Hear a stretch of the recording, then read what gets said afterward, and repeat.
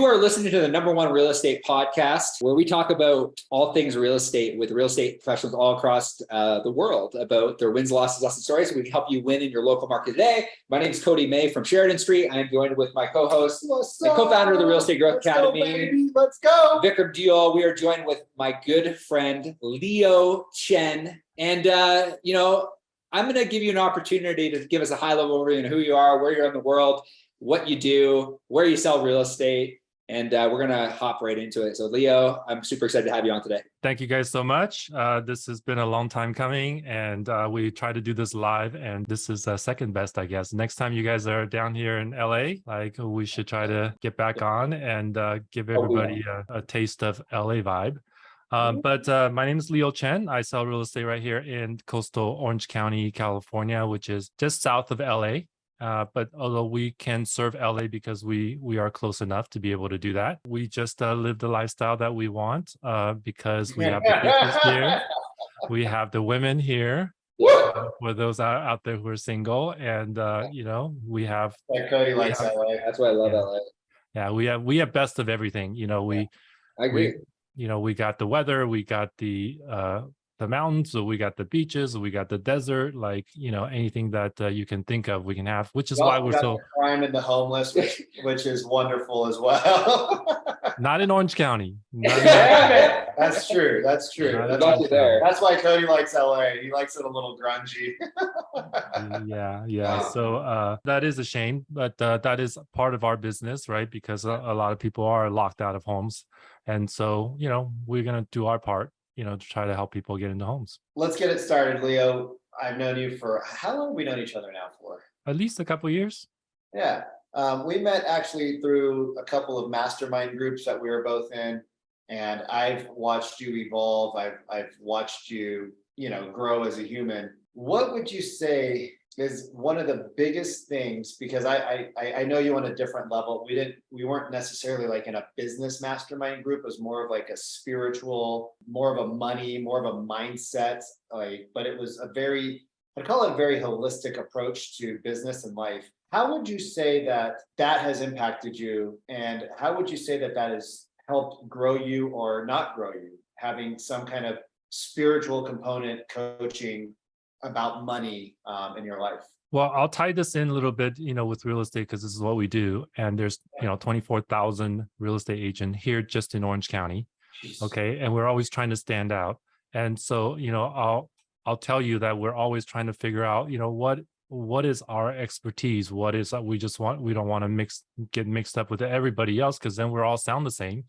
And so it leads the consumers to say, oh, well, all the real estate agents are the same, which, as we all know, they are not. And one of the things that successful ones stand out is that they have a proper mindset about how to go about their business, not only carry themselves in a certain way, but also how to navigate, social sales dynamics about how real estate is transacted. And so what I got out of it was, our mindset's everything. If we can't manage our mind, how are we going to manage real estate? How are we going to manage our clients? And so the biggest thing for me out of that period of time when you and I were in the group was we can't think in scarcity. Yeah. As unfortunately most real estate agents are. When they're thinking in scarcity, that means they're always chasing the next thing, and they're always chasing. And sooner or later, they get tired. Later, they get burned out. Instead of chasing, we just, work from the inside out. Have a confidence and a vibe that you are successful and that you provide a tremendous amount of value to your clients that they don't even know that they can have. And so we stand tall and let the clients recognize that and come to us. I am so proud of you, Leo. I love you so much, man. You are such a good human. Hearing that answer is so beautiful, because it's not a real estate answer. It's not all about me. It's you are 100% in service of the people that you are around, no matter what. And you don't worry about what you will get out of it. You just trust that the universe will take care of you. I wrote something down. You can't think in scarcity because you're just chasing. What do you mean? Like, can you unpack that? Because I think a lot of agents, they hear the word scarcity, but they don't necessarily understand what that means. So when you say the word scarcity, right? Like, may I ask you a personal question? Yeah, go for it. Were you in the scarcity mindset when you joined Jen's group? I believe I was probably most of my life. We're always, doing stuff thinking like, I'm not enough. This is not enough. We need to do more. We need to have more. We need to get more. We need to, more, which the reason for that is we feel scarce. We feel like there's not enough. Do you think, or is that just like a universal trait of humanity because of how we are brought up? The media portraying people that are perfect and lifestyles that are perfect. Do you think it's cultural, or do you think it's a combo of cultural and media? I think it's a combination of cultural and generational. Okay. You think about our last generation and the generation before that. It's all about scarcity. It's all about what we can scrape by, and they don't want their kids to suffer in scarcity either. So they try to get them to do, be doctors, be lawyers, because that's what takes them out of being scarcity. They think that being a doctor or being a lawyer means that you have a stamp of approval, that like you are, on top. And our world is changing so quickly now that you could be on top, of any mountain that you decide to be. And you could be on your own top of the mountain. So I think just the old thoughts, ways of doing things is not valid to us anymore. And so that scarcity carries on, especially when you are not getting a paycheck. Yeah. You are working for your next transaction and transaction after that. And you end up forgetting about the value that you actually really bring. And you rush the process of trying to close something. And in fact, I think both of you know very well, you chase something and something runs away from you, right? Yeah. Sounds like a lot of my girlfriends. Or women that I would have liked to have been my girlfriend. Right. And I come down to earth a little bit in the last couple of years because as you guys know, I have a puppy, she just turned 2. And that whole training from 7 weeks old to now, everything is about, hey, if I chase her, she's going to run. Right. So we always, if I want her to come, I literally turn my head and she'll be right at my feet. And so it's reverse psychology. I was at the dog park today, and this little dog would not shut up. It would bark at everything and everywhere because it's, I don't know, scared or whatever. And so she kneels down and she pets the dog as it was barking. And I was talking to her, super nice lady and everything. And I said, hey, you mind if I give you just a quick tip? When the dog is barking and having fear and scarcity or whatever it is, whatever it's having anxiety about, if you pet it, you are basically telling this is good, do more, be more scared, be more scarce, right? So instead, ignore him and, literally turn the other way. And they're going to be like, oh, I guess that's not the right thing to do. So let's go this way. So I think just this whole thing about the chase is a myth for people to make themselves think like, hey, if I keep chasing, I'll get to the destination. And in fact, it's the opposite. How do real estate agents find their way and find their place in the process of essentially becoming a real estate agent or doing larger production? Well, like, because a lot of it is like outputs and activities. Like, how do you balance the doing of the activities with the scarcity that sometimes comes in?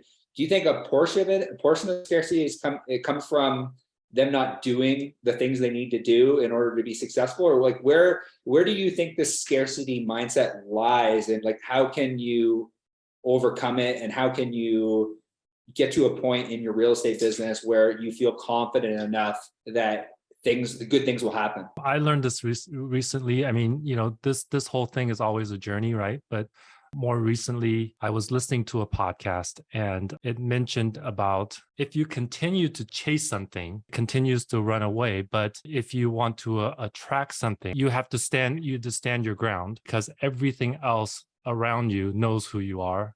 And if you do not, then you are just trying to be something else. Yeah. Right. So you really just have to be you. man, like so good, so many good things. I sometimes get stuck in this myself, this like trap of do more, right? But I also have this very spiritual component to me. You know, Cody's alarm went off a second ago. It was the release meditation. And then his alarm went off at 222, which was the bring the joy back into life. I have an alarm at 8:30, which says basically something that Jen had taught us. And it was like, I love the attraction of money and all the good that it brings into my life, right? Something like that. And I turned it off for a while. And then when I turned it back on about a week and a half ago, because I was actually embarrassed that it would go off at events and parties or dinners. And I used to be really proud of it. And then I got like into my head and I started feeling imposter and like all the things that you said, which gave me chills. And I took it off because I didn't feel worthy, right? I felt like a fake, right? A fraud. And when you go on these ups and down cycles, which I think a lot of people have, I think the reason why a lot of people go on a roller coaster ride is of the ups and downs is because, and I'd love to hear your opinion on this, is because as they start to go up and they make some money, their limiting belief, their upper limit belief about how much money they can make is getting tapped. And so then instead of continuing to do the work, which would take them to a new level of success, maybe it's 10,000, maybe it's 20,000, maybe it's $100,000 or $500,000 for the month. When they hit that barrier of success, right, whatever their upper limit is, they self-sabotage by not doing the work again. Do you think that there is a component of scarcity that comes into that? Because it's easy to say, oh, you stopped making the calls, but why did they stop making the calls when they knew the calls worked? Success is an inside job. Mm. Success is an inside job, right? So unfortunately for us as human beings, we evolved to look for things that are fearful, which is why the clickbaits work. In order to turn that around so that you do not feel a sense of scarcity, is that you look around, instead of looking for what you're lacking, you're looking for what you have and what you are in abundance of. You know, our coach, Shwan Srivatsa, right? You get more of what you celebrate. Right. You get more, and that's really just to trigger you to think about all the things that you have. Think about what your successes are, rather than thinking of what you don't have that you need to go get, right? Because the more you're thinking of the things that you have, the more you have. It's just coming from the inside out, right? So we're getting a little meta here, but that's the switch. Yeah. That's the switch. And we are constantly, I know I am, our minds want to do tricks on us. But if we can remember, turn around and say, no, that's not true. Look at all the clients I have. Look at all that they said about me. Look at all the things that they're so grateful about. And we should celebrate all of that, because then we're going to get more of that. That's where my eyes are. Yeah. I'm not looking at the empty basket here. I'm looking at the full basket and say, hey, look at how full our basket is, but there's more full baskets over here because we're looking this way instead of the emptiness. You've said, that renters become buyers, buyers become sellers, sellers become investors. They all eventually buy, sell real estate at one point in time. Like, it seems like you have this differentiating thought process around, people, around mindset, around real estate. Like, where did that come from? And like, do you think that can be trained? Do you think that is something that, innately people have? Just differentiating views around real estate, around life, around mindset. Like, where did this all come from for you? I don't think anybody's ever asked that question before, but I'll do my best to answer. Ever since I was young, I've always been more on the introverted side, the thinking side, the emotional side, if you will. Although, as men, we tend to hide our emotion inside, even though No, we don't. we are very, we are very emotional, but we may not, express it outward. And so in my 20s, it's all about seeking for the meaning of life. Mm-hmm. So read a lot of spiritual books, read the Bible, read, Jesus's path. I'm not religious, but I love the messages that it teaches. Read about the yogis and what their thoughts and ways are. And it's always about self-improvement, seeking a higher meaning for everything that I do. Yeah. Right. And at that time, we could afford to do that because we didn't have all this responsibility. I had a, good job that I worked. I wasn't much of a drinker or a partier. So came home and, read books and think about them, not knowing how those things would help me when I get older. It's just information. What do I think about this? What do I think about that? And how do I want to navigate this life? Yeah. And eventually, when I became more of an entrepreneur after my long time in the corporate world, this all kind of bubble up. Like, okay, this is the idea that we're challenging. This is the idea that is going to propel me forward. How do I think about this business that other people may not be thinking about? This is why we're all together here, because we all have coaches that are deeper thinkers. It's about the principles that will navigate us in any business. And I think it's no different for real estate agents. I was listening to Simon Bowen, and he talks a lot about visual learning, right? And being a part of the groups that we're in, there's a lot of visual learning, right? Yeah. Our coaches, Cody and I are part of a couple of different masterminds, and their diagrams and everything are so amazing. But he says the difference between staying the same, going up a level, and drifting downwards, right? The difference between those is that the people who drift, they don't have a framework around decision making. So they don't make decisions, right? They just, I'm just going to do this today. I'm going to do that today, right? It just, every day is kind of like a new day. Like, oh my God, I'm super excited. Yeah. And the people that go upwards in life, they've created some sort of their own model or frame, or they stole somebody's and they implemented it. And they have a decision-making policy. Even like Layla and Alex Hormozy, if you guys follow them on social, they talk about people who get to be, 10 million, 20 million, $30 million businesses. They have expert thinking, right? Because it's the ideas that you need to level up. It's the thinking that you need to level up. And a lot of people don't do that. And do you think that because you're introverted, well, let me ask you two questions. One's a yes or no. So this one's a yes or no. Are introverts more successful than extroverts in business? No. Okay. Equal.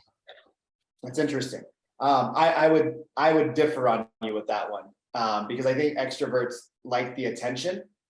And so they go out and they seek the attention, where the introverts come home and they're super content learning and reading and studying. And so they build, I think, better long-term businesses. That's my thinking around Yeah, that. I think to me is comparing apples to oranges for me. Yeah. I think there's advantages of introverts, many advantages, but there's Right. also many advantages of extroverts. But either way, you could be a successful introvert and you can be a successful extrovert.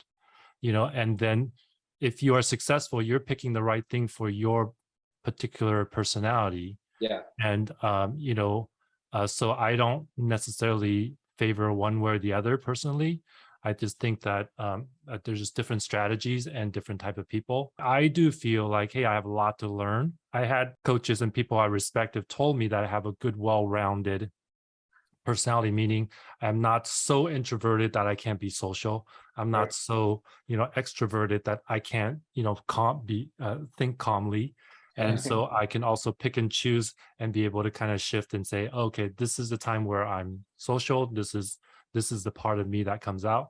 Hey, I need my own time to actually sort through some of this deeper stuff, right? So I have generally a well balance between the two, but that comes with age. But I'm also, tend to favor the introverted side because I can be very, very drained by social situations. I'm curious to know, because I think there's a lot of real estate agents that, might be doing decent production right now that might be introverts. Like, how do you prospect and how do you make phone calls and how do you build a book of business when you are introverted? And how do you push yourself outside of your comfort zone in order to build what you have today? Like, whether it be getting on camera, whether it be going to network. I sat down and we had lunch the other day and we chatted about how you went to a networking event and you made a connection and you built a really good relationship with somebody that might, buy or sell real estate. And, it was a famous person that you could just like kind of introduce yourself to. Like, how do you get yourself outside of your comfort zone while being an introvert? Because I'm sure there are real estate agents out there thinking like, hey, I would love to knock on doors, but I just like have this this fear of actually doing the thing. Visceral fear. Yeah. Like, how did you get over that?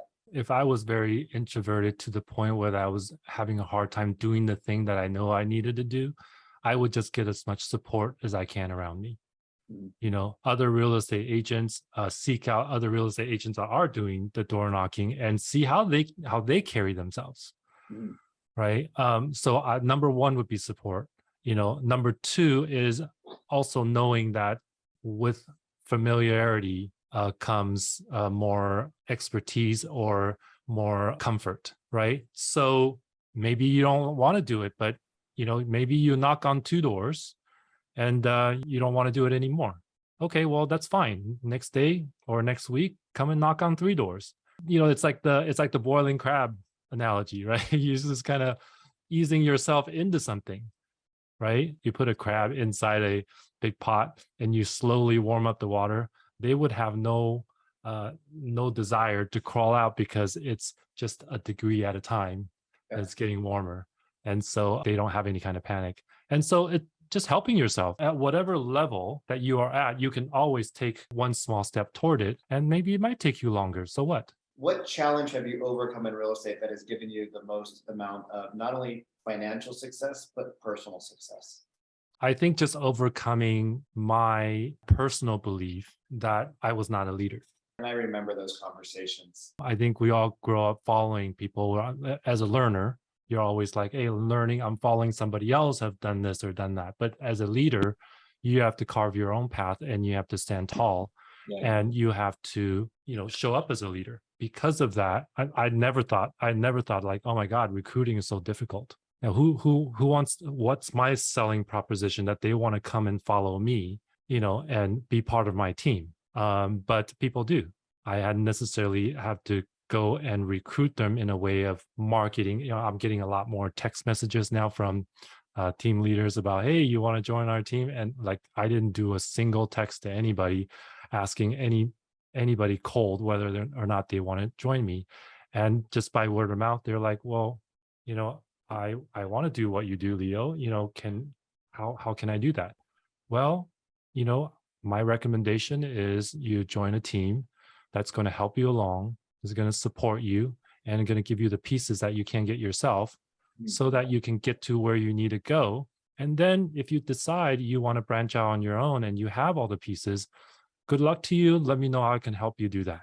Yeah. Like, You think It's a very heart-centered, holistic approach, right? It's all about you're all about serving others. And if that means you get a piece of the pie as well, so be it. But if you serve others, which is where your heart's at, then it comes back to you. And I don't mean to cut you off. I just wanted to finish this thought. I remember when you bought that microphone, the same one that Cody and I are using. And it's really interesting. And I know it's gonna sound weird, but we were sitting there with Jen and she's like, you need a better microphone, Leo. Like you need to let your voice out better. And I don't remember the context of the conversation, but it's sometimes there's like little things that we change in our life that have such a dramatic impact. And I don't know that the microphone made a huge difference, but I know that like getting little things of technology make a big impact, or little pieces that people give you, right? Like your support group, and it makes a huge impact. And it's just like this humbleness around all, like there's a humbleness, right? There's a gratitude component. And I know Cody loves to talk about business, and I love to talk about like all the other things that go into business, because I believe business is a spiritual game. Yeah, it is. I totally agree. And so like, when you say you didn't see yourself as a leader, and now you are the leader that you might have never thought you were, was there any shift that you noticed, or was it like the boiling crab? It was just like a degree. Was there any like, because there's a lot of really great agents that could be great leaders, but they doubt themselves. So what was was there a defining moment for you, or was it just something gradual that you kept putting the work in, kept working with people, kept getting support? I think that those sessions we had with Jen, really switched my mind toward what we were talking about earlier regarding abundance. So I just kept looking at what I have to offer rather than what I didn't have to offer, right? And I offered it freely. We both have, we all here have coaches that we are so grateful for because they're so generous with their ideas and thoughts and support. And I personally, I never had that growing up. And so having to be honest with you, I didn't even know people like that existed. Yeah. Me neither. Right. And I have a family member that I look up to for for all of my life.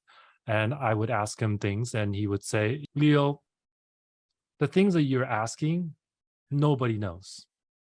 And this is somebody I look up to. And the reason I ask it, well, maybe you might know. And hey, have you gone through this before or that before? Right. And I started doubting. I started doubting myself, like, well, maybe that's right. I mean, maybe I am asking things that nobody knows. So why am I wasting my time asking? Right. And to realize that's probably the wrongest advice that anybody could have ever given me, because I wake up today every morning thinking like, oh my God, there's this thing. How can we do this and this and this? I'm not thinking nobody knows. I'm thinking like, who knows this? Yeah. So I'm very grateful for that. And it's just to answer your question, I'm sorry about that, Cody, is that once we turn to abundance and once we turn to all the stuff that we have to offer, then everything else falls away, because that's all that matters. One of the agents that's been with me, she started with me 3-4 months ago. And when she met me, she really was like, oh, well, I know Leo from a friend and I really don't know much about him, but he's been a real estate agent. And so wanted to ask him some questions. She had joined a different brokerage. And she says, I got my license last year. I joined this brokerage. They told me they're going to train me. They told me they're going to do this. Told me they're going to do that. And when I asked for something, all they said, when I asked them like, hey, what should I do? They told her that, well, if you have a question, then just come ask. So they had no guidance. They didn't pave a path. And so I said, hey, why don't we talk? Let's sit down and talk, and let me, give you everything that, I know, and see if it's helpful to you. Again, I was not recruiting. I was like, come in, let's chat. What do you want? What do you want to learn? How do you see your business going? And she says, well, I just want to be trained, and I don't even know how to even get clients. I don't even know what to say to them. I don't even know, what the first step is, pretty much. And how do I ask something I don't know to ask? Yeah. Right. So I said, okay, here's parts of the business. How do you get clients? How do you operate internally? And how do you close the sale? Right. And do the sale part, the relationship part. It's a lot to take in. It's a lot. Just any one of those pieces could take you a really long time to figure out. Just getting leads in, and then how to talk to the leads, right? And just get them to become, a warm enough lead that they'll do business with you if they have business to do, right? And then start showing them the process, and then have a support team behind you to help you with scheduling, technology, all the other marketing, whatever it is, the operational side is needed, because you can't be the sample giver outside of a restaurant. Cody, you and I talked about this. And ask people if they want to come eat at your restaurant, and then they say, yeah, we're kind of hungry, and you run in with them, you sit them down, right, as the hostess, and then you hand them menus, you take their order, then you run back in the kitchen and you cook their food, right, and get it all done, and then you run back out and say, hey, do you need some water? Fill up their water, go back and check on your food, finally serve it to them, right, and then you to go and get the check, right, and get it to them and get payment. Like, have you guys ever been to a restaurant that did that? No, right? There's support. And for some reason in real estate, everybody comes into this business thinking that. Well, it's because the industry is broken. The industry is broken. But you said something really unique about the kind of the who, not how, and finding like the right people, whether it be on a team, whether it be a mentor. I've had people ask me this in the past, like, how have you managed to attract, and I'm still trying to unpack, how have you managed to attract some of the mentors that you have in your life today? And I don't know, other than it just kind of happened. I'm curious to know if maybe you can unpack that for us. Like you've been connected with Sharon, there's, other mentors. Like, how do people get to a point where they're looking for who, not how? What did that process look like for you, and how can somebody maybe implement that in their own market? Well, unfortunately, in the real estate business, as you guys said, is broken, meaning like there's more wrong ways than there are right ways. There's more wrong mentors and coaches than there are right coaches and mentors. And there's a luck component to it, but you also have to be looking. The right people could be all over you, but you're not looking, it's not going to happen. I was lucky to be looking and sign up for some stuff, and an email came through and said, hey, we're only taking 20 people to this dedicated 2-day mastermind, right? Sam just talked about that like Sam literally just 17 minutes ago. Yeah. And we show up with 23 other strangers, right? And literally that thing was sold out literally in, I think it was like 18 minutes. Yeah. I could have been eating, and see the email, and a half hour later it'd be too late, right? And we didn't know what we didn't know, but once we got there and started being served, if you will, which I think everybody should be, meaning like there is a structure, there is a mindset behind it, there's a sequence of events and playbooks for you to do. It'd be simple as 1, 2, 3. And they say, hey, if we did this, do you think you could get results? And here's the idea, and here's the background around it. So if you understand that, what if we gave you just the exact playbook for you to do that? And nobody's ever done that for me. Mm-hmm. I remember toward the end of the 2-day session, they just pitched everybody and say, hey, look, wouldn't it be great if you had a website that did this and that? And all you had to do was just show that page and get leads and be able to work on it. And of course, everybody say, yeah, that would be great. I know most of the people don't have anyone to build it for them. What if we just did it for you? Would that be cool? It's these kind of offers that say, hey, we know the struggle. Okay, we have resources to do that.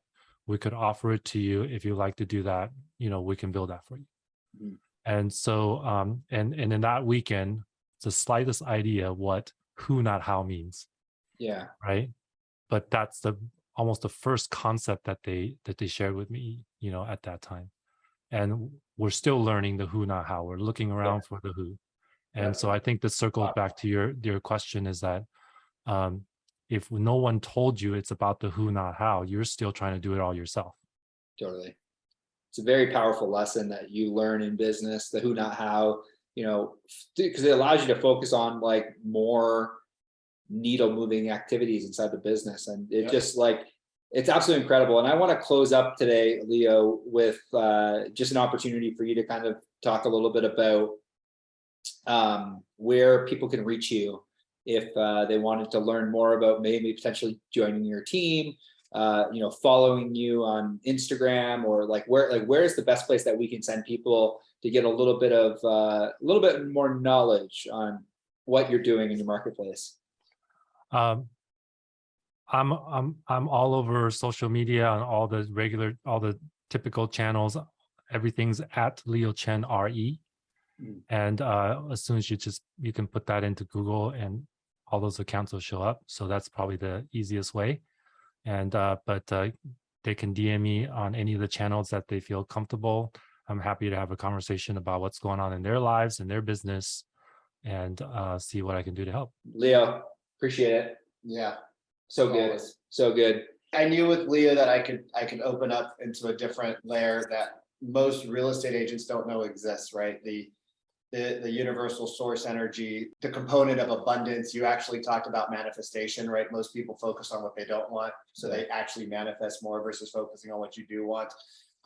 You really broke it down into some simple terms that I hope you real estate agents out there, and anybody else who's listening for that matter, I hope you guys really stop and listen to this over again and actually take in what Leo said, because he's done so much work. And you guys, I've seen the growth in Leo. Like, I have seen him change. I just your aura around you is like, it's so much more. You've always been calm, but the confidence that you exude is so exciting.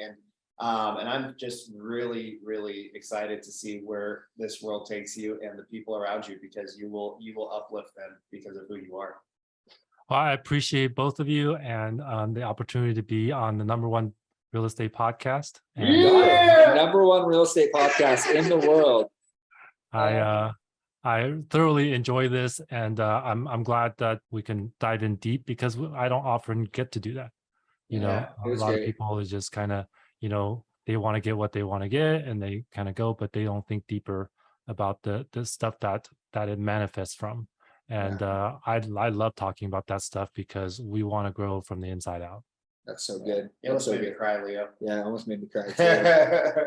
Leo, thank you so much. Thank you for tuning in another episode of the Origin Podcast, the #1 podcast in the world. We will see you soon. Peace.